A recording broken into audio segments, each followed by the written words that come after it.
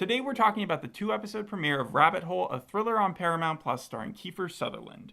You watched all of 24, right? Yeah. What was the best season in your opinion? I can tell you what it wasn't, because I remember the worst seasons more than I do. The best, probably one of the first 4 seasons. Oh, no, the 5th season was really good. I was going to say. So, yeah, maybe even the 5th season. Kiefer Sutherland said for this role that he took, all that he learned in 24 and basically did this. In fact, he even said on... You're saying he based his character off the guy from 24? Yeah, and... Quite different. Jimmy Fallon even asked him a couple days ago, he was like, would you do a 24 revival or reboot? And then Kiefer Sutherland... 24 revival or reboot, yeah. And he said that he wouldn't be the reason that the show didn't return. Okay. So, I mean, he's open to it. Yeah, it's kind of like how John Wick is open to continuing his series. Yeah, but going back to this show, I was wondering, I have a list of TV shows here, and I'm wondering how closely related they are. Did you ever watch the Alice miniseries that came out in 2009? No. Okay, well then, what about Twin Peaks? Twin Peaks, yeah, from the 90s and then also the reboot. But how closely related to it is Rabbit Hole? Oh, sorry. Not so much. No. Not so much. Okay, Westworld? No. I have my own list of TV shows that it's sort of like. Okay, I only have 2 more. Yeah. Dark and VOA. None of those yet. Oh, wow. It hasn't gotten twisty yet. It's only episode 2. Okay. It begins like a bunch of heist shows and crime dramas, actually. I'm talking about Leverage, Slow Horses, Scorpion, Lie to Me, Kaleidoscope. I was going to ask about Surreal Estate, yeah. The Company You Keep. What do all of those have in common? I mean, some of them are comedies, but they all have a sci-fi. They all have a quirky team. Yeah. And they're usually headed by a charismatic but slightly narcissistic mastermind. And together as a group, they solve mysteries or steal things or catch murderers. Right? Another thing you could say is that all the main characters, the kind of the leaders that you were just talking about, always seem to be correct. Yes. They never seem to be wrong about anything. Yeah, I was going to get there, but for sure, and they're usually made up of a team with the tech whiz, the intern, the driver, the eye candy. You get my point. Yep. The main dude or main girl has put them all together, and they're private contractors who don't necessarily work for the government, but they take on clients from all over, usually doing good. Right? Okay. Yeah. And so in the first 40 minutes of the 45-minute pilot here, we're talking about both episodes, but the first episode is just called the pilot. We have John Weir, Kiefer Sutherland, and his assembled team of misfits going around conducting radically elaborate schemes in the middle of New York City at the behest of their clients, big corporations that don't want to get their hands dirty. For instance, these are some of the things that they do in the first episodes. They trick a Wall Street hedge fund manager into selling all his stake in a pharma company, effectively tanking the stock so that it can be bought back pennies on the dollar. The second thing that they do is they discredit an investigation of a company that is using child labor by making it look like the main official on the case, Edward Hom, is getting paid off. Now, what's cool about that is that it reminded me a lot of what they did in Better Call Saul Season 6. But when it comes down to just the realism of the show, it's so much like Scorpion, where I just couldn't watch past the first episode because of how dumb it was that they were flagging down a plane. And in this, they stage an 18-wheeler. They get one of the guys to drive an 18-wheeler, break it down in the middle of Manhattan, and then get out and run into a different car and just drive away, so that they can cause a scene so that the lady that they're trying to get out of the car gets out of the car and then flags down their specific taxi cab, and they have their own taxi cab at their own disposal. And he doesn't actually work for the taxi company, so he's just pretending to be a taxi cab driver. Then he stops right in front of the building that she needs to be let out at and yells at her to leave. And they also fake being a police officer in a police uniform impersonating a cop right outside of a hotel. It's every one of these could be charged for 5 years in prison, right? Yeah. And yet they just do it like it's no big deal. And like you said at the beginning, they always get away with it. So it's just crazy to watch that happen. There's the FBI who's already sort of onto them. Joe Maddie, she calls what they're doing corporate espionage, while John says that he's just a consulting firm. And along with the missions, we get a lot of getting to know everyone, but specifically John. He's cocky, he's paranoid, always feeling like someone's following him. He is getting followed, but he thinks it's the FBI. It's not the FBI. He's stingy, but at the same time, he doesn't care about the big money. He's got a childhood trauma where he found his dad shot in the head. Is that shown through flashbacks? It is. Exactly. Backflashes. His dad was like a priest. He sometimes goes back to his old house in the middle of the forest. He's divorced. He has a kid, and he goes to the kid's talent show in the first episode. He's going out with this girl named Haley, who he meets at the bar, and then he sleeps with her, and then he accuses her of blackmail because he finds a bug in her room, and he just doesn't believe that she would be with him. Now, the interesting thing about this is that John's character, I don't know how old he's supposed to be, but like Kiefer Sutherland, I thought was around 60. He's actually 56. But she looks so much younger than him, the actress who plays Haley. I thought that she was going to be like 40. I thought that there was going to be a huge age difference. I looked it up because I was like, this is just weird. She's only 50, or she's 51. She looks like really good for her age. So this is actually like very normal relationship wise, and I was just being So you thought it was going ageist. to go the opposite way? And so, should I get into like his team now? Yes. No, I shouldn't because they're dead. Wait, what? Yeah, they Mission Impossible at the end of the episode. He's whole walking team towards dies. his office, and it just explodes. And so right when they're about to celebrate Tom, this thing that they keep calling Tom, and I'd have to assume it's Tom Cruise. Right? I was thinking Tom Succession, but okay.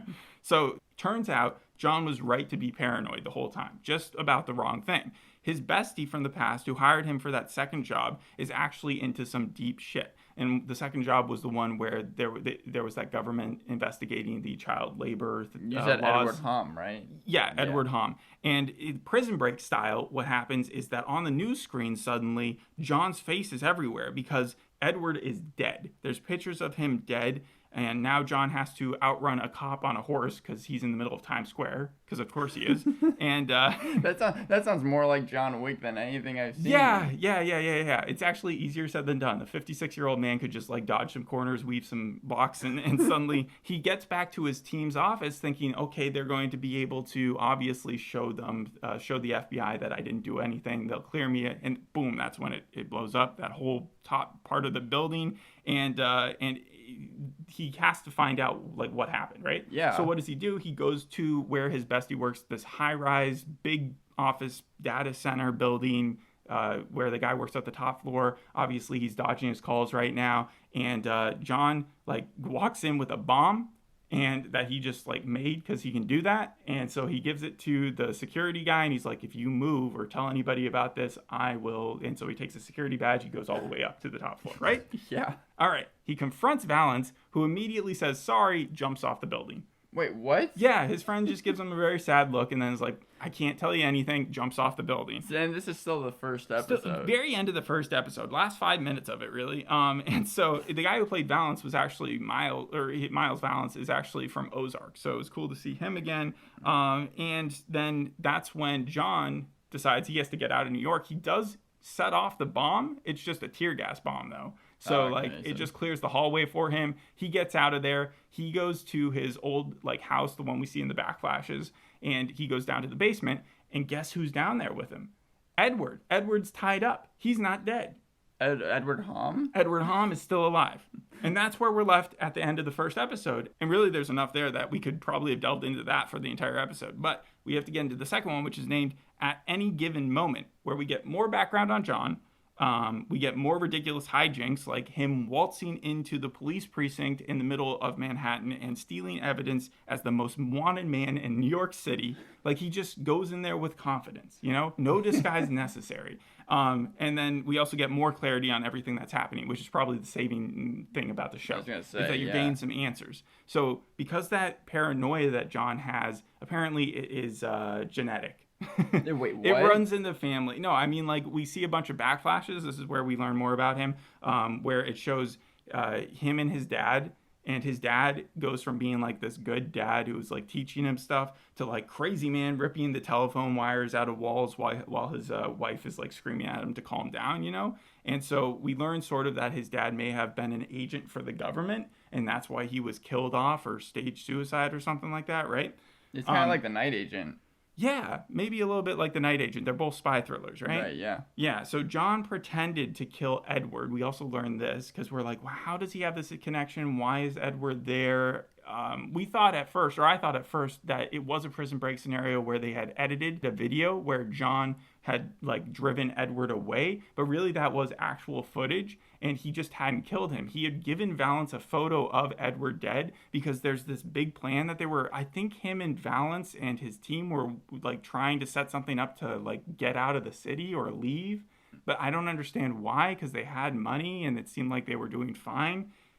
Nothing really makes sense except Edward is alive, right? Yeah. And so he's just stuck in the basement there, and John has two leads. One is Haley, the girl he slept with in the first episode. The other is that there is a survivor from the bomb, Kyle. He was the intern. He's barely even singed, and so everything is suspicious. Agent Maddie, the one who was looking into the corporate espionage thing, she comes in trying to like get her hands on like the evidence of what's going on with this exploded building, trying to identify the bodies because she knows them, and she sees Kyle there and she wants to interview him, but she's having to fight a lot of bureaucracy. She senses things aren't as they seem, and she also knows that John is bad. That's where her mind is going ultimately, is that she has to arrest John. John, on the other hand, has decided to go after Haley, but then right before he's about to like kidnap her, she starts to get kidnapped by these other people in the middle of broad daylight who pretend to be FBI agents, but really what they're trying to do is they're trying to tie their knots or like smooth things out so that if anybody like raises any questions that she won't be around. Mm-hmm. It's pretty clear that Haley is just innocent in this, but John doesn't realize that quite yet. He jumps out of his car and he uses social media against the FBI wannabe people who are kidnapping her by like throwing a camera in their face, being like, I know what you're doing. You're not charging her with anything. And that causes everybody else who should recognize John as the most wanted man in New York City, but instead to pull out their phones and all do the same thing until they're so distracted with having to tell people to move aside that he's able to grab Haley, John is, and push her into his own car. And then they drive off and Haley is just freaking out, right? Yeah, okay. All right, does all that make sense? Do I need to go into anything? No. Okay, so he brings Haley back to his safe house, the one with Edward in it, Jeff Bridges style, tied up in the back of his car. That's an old man reference. Okay, he figures out that she's not evil because she keeps on calling him an incel or lonely every time he tries to question her. She's just like constantly putting him down, being like, you just do this to get off, right? And he's like, what? Okay. So he plans to let her go. He drives her back blindfolded, tells her to leave, but then she doesn't want to go because she realizes people are actually after her, and she's like, I feel like I'm safer sticking with you, and this isn't Stockholm Syndrome, I promise you. It's just for safety. And then he delivers this line under his breath. He says, Patty Hearst had to be easier than this. Now that is a funny joke. However, it is super dark. Like, what happened to Patty Hearst? Oof. All right. This is where it suffers mostly from what the boys did in season 2, where the criminals have their face plastered everywhere in New York, and he's just treating it like spring break. Yeah. He keeps going back to the city. He keeps going back to the place that he bombed just a couple days earlier and sitting outside in a car and just staring. Because he's like watching the employee, the assistant to Valance, the one who jumped off the building, to find out if he could expunge the knowledge of like who had hired them to set him up, you know? But then it also suffers the problem from Daredevil season 1. Do you remember this? Harry Potter also had this conundrum where people are much more willing to die than even say who's responsible. So they keep giving the same excuse of like, you don't want to mess with them. They're everywhere. They know everything, you know, but like they'd rather die than just say a name. Say the name. Yeah. So half of me believed that like maybe John himself is the bad guy and they just can't explain it to him because he wouldn't understand. Like he's a Jekyll Hyde type. That would be like a Shutter Island. Yeah, well, you were even comparing it to like some weird wacky shows like the OA and stuff. Like but it really is just a Wilson Fisk, Lord Voldemort scenario. He can't figure out who the evil person is quite yet. He does know that Valance fell off the building because he confronts his assistant with a key fob in his jacket. And the key fob is now in police security evidence. So the only way to get there is to walk on in. And so John does exactly that. He gets out of his car. He zip ties Haley to the wheel so she can't really do much because he doesn't want her running away. And couldn't Haley just like honk the horn or like? Yeah, but she doesn't want to leave. But he doesn't like 100% trust her yet. He still thinks there's a possibility that she could be evil. So he gets out of the car. He walks through the entire police department in front of a bunch of different agents, interacting with a bunch of them. But because he's confident, because he's on his cell phone, No one second guesses it until he's about to leave with the box and he bumps into the main investigator who gives him a slight nod and then realizes who he is. But just as he's leaving with the box, right, that's when Kyle shows up. And Kyle's been getting the intern, he's been getting these texts from his boss who were led to believe is John, but at the same time, context clues tell you it's not. It's the other guy, the person who like blew up the building and all that. And so he starts beating up John with his longboard. Like, this is a kid probably just out of high school, and he's just beating on John with a longboard. And that's in broad daylight. The police are also trying to get out of the building, but Kyle has locked them in. So how much of this show takes place in broad daylight? Because it seems like most of it does. Yeah. Unless you're talking about the backflashes or when they're in the most of it does.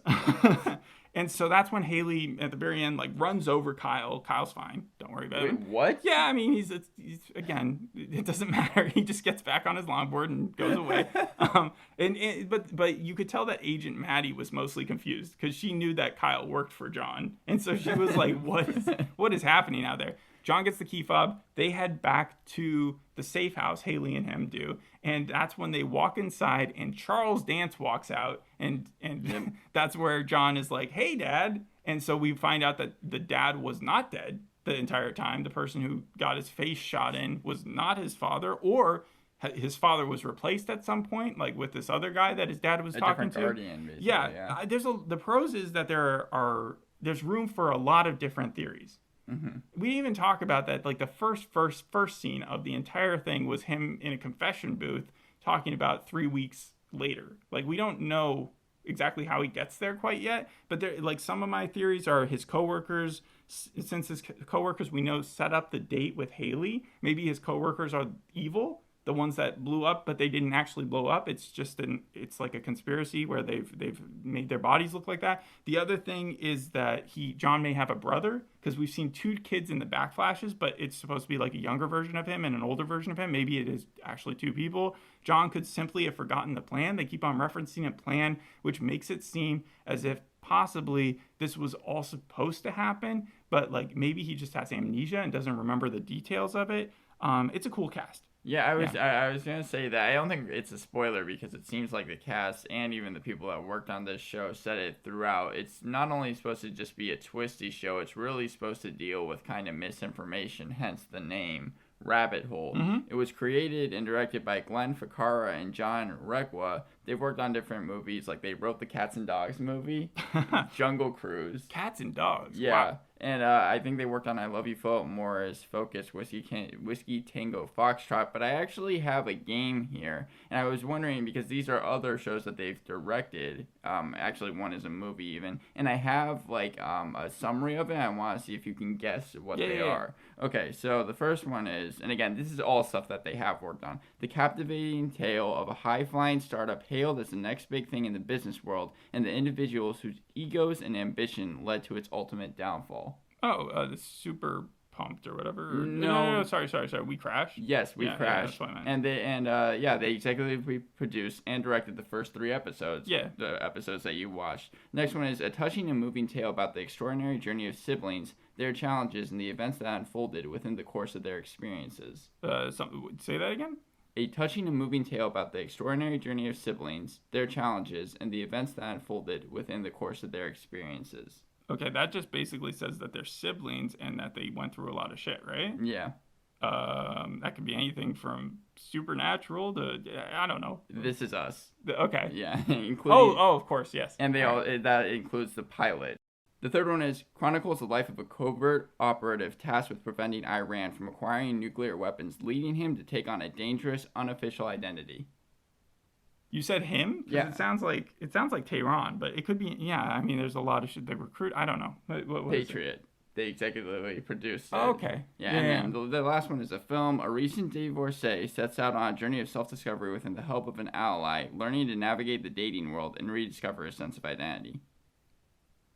Again, these plot descriptions are so vague or like bland. Like that just said that that there's someone who's dating who needed help dating. I'm sure the show is just about that, but it's a film. It's Crazy Stupid Love, the 2011 Steve Carell movie. Yeah, of course. When you say okay, all right, fine.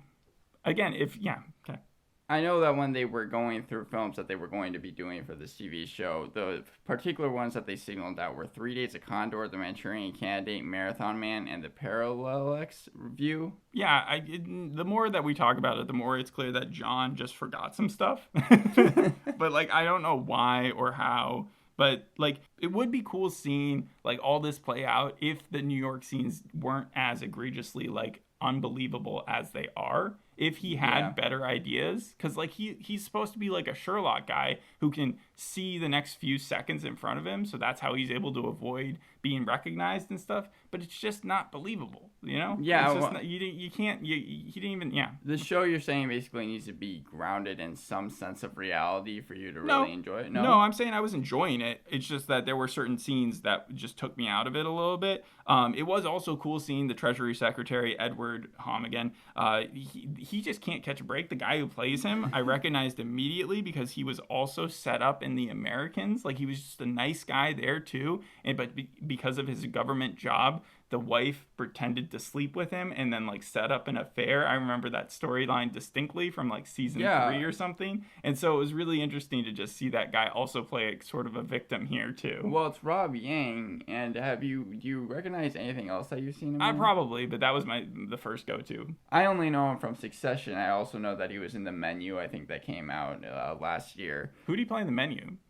He was one of the people that went. He was one of the people who went. Oh, dude, you know who he was? He was one of the douche, like, bros. Yeah, with Arturo Castro. Yeah, one of the 3 of them who wanted to send their meal back at first or something. Yeah. I kind of want to focus a little bit on the ending twist, I guess you could say. Sure. Like Is that still alive? Or that what? No, the first episode where everyone dies, because it seems like a lot of streaming services, and I didn't know it until you said it, but it seems like a lot of them always do that, where it's like you have Mayor of Kingstown, Condor. What was the show that you watched with the airplane, Dear Edward? Yeah, but that one was, I don't know if I would put that in the same. That's a way different show. Well, yeah, but I mean, like you said, that they kind of do deal with the same thing. I understand what you're saying. Yeah, this one I didn't care about the characters, so when I saw them die, I was happy.